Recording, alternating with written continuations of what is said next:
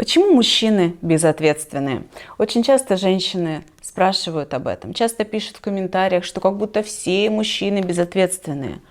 Безответственный мужчина, он обещает и не делает. Он видит, что нужна помощь и не помогает.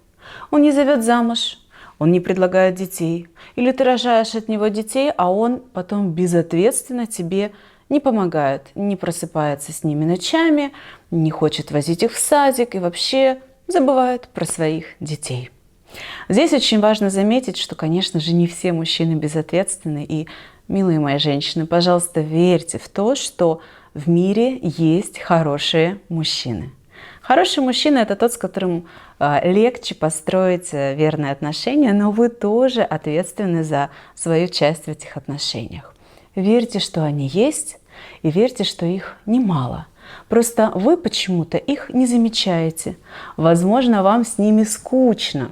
Ведь ответственный мужчина, он как монетка с другой стороной, да, будет иметь эту другую сторону в виде распланированности его жизни. И, соответственно, он будет ждать этой стабильности, распланированности и в ваших отношениях. Он может оказаться домоседом, а вам будет хотеться тусоваться. Он может быть занудным, как вам кажется, потому что вам хочется драйва в этой жизни. И вы ведетесь на этих безответственных, которые, как правило, очень драйвовые и умеют хорошо раскачивать на эмоции, хотя за ваши эмоции ответственны по-прежнему вы. Чтобы это видео вам помогло, давайте разберемся в этой теме безответственности на примере мужчин. Вообще есть такое правило, что если человек вам ничего не обещал, и вы у него не спросили, да, не было договоренности, то в принципе он ничего и не должен.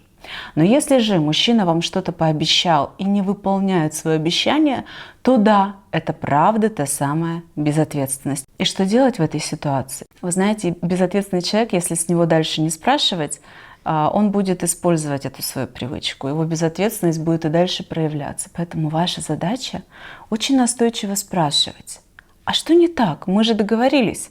Почему ты это не делаешь? А когда ты сделаешь? А что тебе помешало? И если он и после этого не выполняет свои обещания, тогда спросите более настойчиво. Смотри, мы с тобой договорились изначально. Ты не сделал. Я спросила, что случилось, и ты сказал снова, что сделаешь. Но ты опять не делаешь. Что происходит? Мне не подходит так. Давай проясним. Ну а если же вы спрашиваете у мужчины какие-то договоренности, чтобы он взял ответственность, что-то вам пообещал, а он увиливает и этого не делает, пожалуйста, не воспринимайте его как безответственного. Это значит, что он не готов взять эту ответственность и не должен, по идее, если не хочет, но не умеет прямо отвечать и тянет кота за хвост.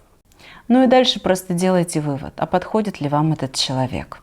Давайте продолжим обсуждение в комментариях. Напишите какие-то ваши истории о безответственных мужчинах, я обязательно их прочитаю и вместе с вами разберем их на конкретных жизненных примерах.